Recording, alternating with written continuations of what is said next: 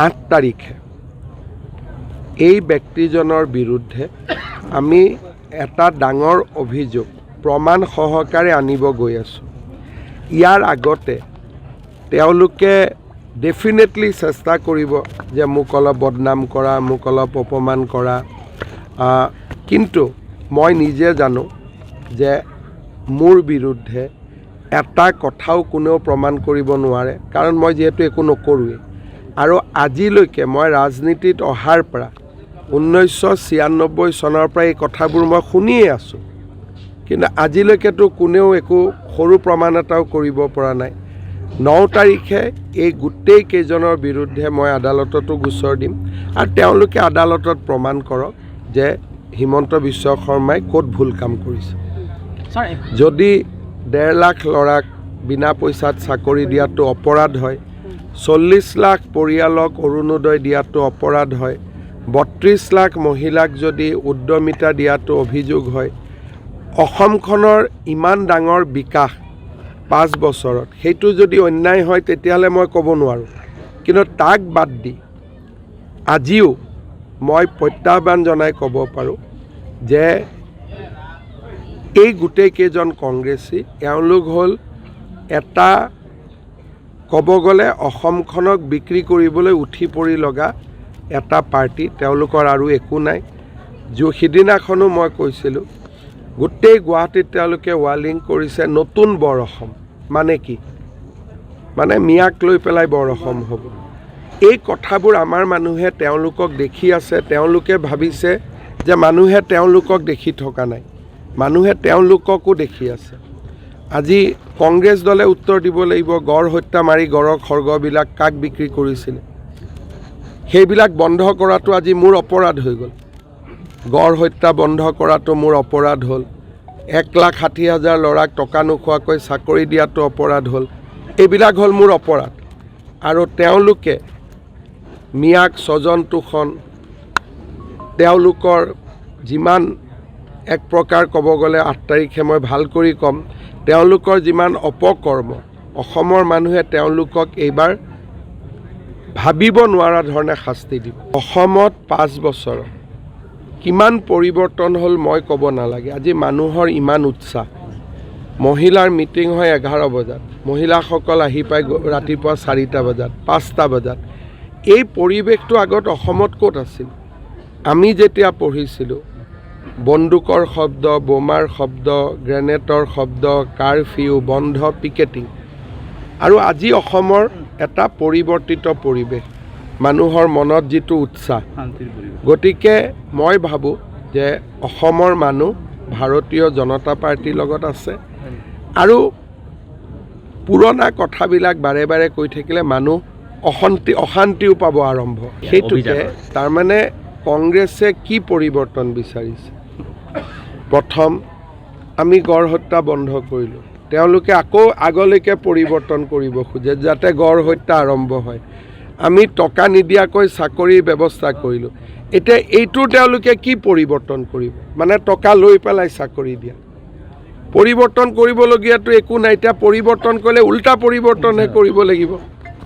গাড়ীৰ চকাটো আগৰ ফালে গৈছে।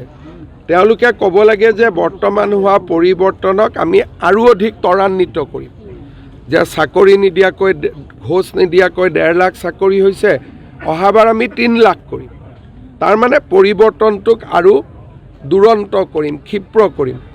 তেওঁলোকে কৈছে পৰিৱৰ্তন কৰিম, তাৰমানে টকা নিদিয়াকৈ দিয়া চাকৰিটো এতিয়া টকা দিয়ালৈ পৰিৱৰ্তন কৰিব। আৰু কি পৰিৱৰ্তন কৰিব তেওঁলোকে? কংগ্ৰেছে বুজি পাব লাগে যে আজিকালি ৱেবছাইট কোনেও নাচায়, আজিকালি মানুহে এপ চায়। ৱেবছাইটৰ দিন কেতিয়াবাই পাৰ হৈ গ'ল। তেওঁলোকে অসমীয়া মানুহক এতিয়াও পিছ পৰি থকা বুলি ভাবে। এতিয়া ছফ্টৱেৰ নাই, এতিয়া আৰ্টিফিচিয়েল ইণ্টেলিজেঞ্চ আহি গ'ল। আজিৰ দিনত কোনোবাই ৱেবছাইট খোলে নেকি? আজিৰ দিনত মানুহে এপ লঞ্চ কৰে যদি সঁচাকৈ কিবা এটা কৰিব খুজিছে। তেওঁলোকৰ কোনো ন্যূনতম সমসাময়িক জ্ঞানো নাই। আৰু মই লাহেকৈ ক'ম যে যিকেইজন ব্যক্তিয়ে গৌৰৱ গগৈৰ লগত লগ লাগি এইবোৰ কাম কৰি আছে, সেই ব্যক্তিকেইজনো কিমান ডেঞ্জাৰাছ 8 তাৰিখে প্ৰথম এইটো কৈ ল'ম তাৰ পিছত এওঁলোকৰ আগে পিছে লাগি থকা মানুহখিনিৰ কথাও মই ক'ম যে এওঁলোক কিমান ডেঞ্জাৰাছ। এজন গৌৰৱ গগৈৰ লগত ব্যক্তি লাগি আছে যোনে এইবিলাক বনাই আছে। তেওঁ এখন কিতাপ লিখিছিলে। কিতাপখনত তেওঁ এইটো কথা লিখিছিলে যে অসমত অসমীয়াবিলাকহে বাহিৰৰ পৰা আহিছে, মিয়াবিলাক অৰিজিনেল বাসিন্দা। আৰু কিতাপ লিখিছিলে, মই আজি নাম নকওঁ কাৰণ 8 তাৰিখে এটা এটাকৈ ক'ম। গৌৰৱ গগৈৰ লগত থকা মানুহজনে কি লিখিছিলে যে অসমত অসমীয়াবিলাকহে বোলে ভগনীয়া, আমিহে বাহিৰৰ পৰা আহিছোঁ, আৰু মিয়াবিলাকহে বোলে অৰিজিনেল। এই কিতাপখন লিখা মানুহজন এতিয়া গৌৰৱ গগৈৰ আটাইতকৈ ডাঙৰ উপদেষ্টা, পদত থাকি উপদেষ্টা, লুকায়ো নহয়। গতিকে মই এই গোটেই কথাবোৰ লাহে লাহে ক'ম। এটা ডাঙৰ অসমীয়াৰ বিৰুদ্ধে ষড়যন্ত্ৰৰ ঘাটি এটা ৰাজীৱ ভৱন পৰিণত হৈছে। তাত অকল এণ্টি আছামিজ কামবিলাকে চলি আছে, পূৰা অসম বিৰোধী। আৰু মই এনেই একো কথা নকওঁ যেনেকৈ মানুহে ভাবিছিল এনেই কৈ আছে নেকি। আজি আপোনালোকে গৌৰৱ গগৈক সুধিব যে তেওঁৰ পৰিয়ালত পাকিস্তানৰ বেংকত কেইটা একাউণ্ট আছে। মই আজি খালি হিণ্ট দিছোঁ আপোনালোকক। তেওঁৰ পৰিয়ালৰ একাউণ্টত আজিও পাকিস্তানত ৰানিং আছে বেংক একাউণ্ট, চলি আছে। মই 8 তাৰিখে কমেই, খালি আপোনালোকক এটা হিণ্ট দিছোঁ। যি মানুহৰ বেংক একাউণ্ট পাকিস্তানত থাকিব পাৰে সেই মানুহ কিমান ডেঞ্জাৰাছ হ'ব আপোনালোকে খালি ভাবি চাওক। 8 তাৰিখৰ কাৰণে 8 তাৰিখলৈকে ৰখক। কিন্তু মইতো কওঁতে মোৰ ওপৰত কোনেও কেছ কৰিব সাহস নকৰে। মোৰ ওপৰত ক'লে মই কৈছোঁ 9 তাৰিখে কেছ কৰিম।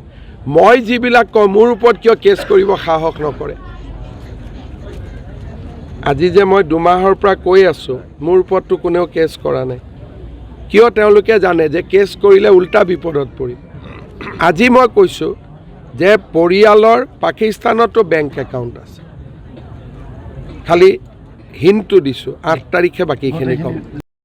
আৰু তেওঁলোকে মিয়াক স্বজন তোষণ, তেওঁলোকৰ যিমান এক প্ৰকাৰ ক'ব গ'লে 8 তাৰিখে মই ভাল কৰি ক'ম, তেওঁলোকৰ যিমান অপকৰ্ম অসমৰ মানুহে তেওঁলোক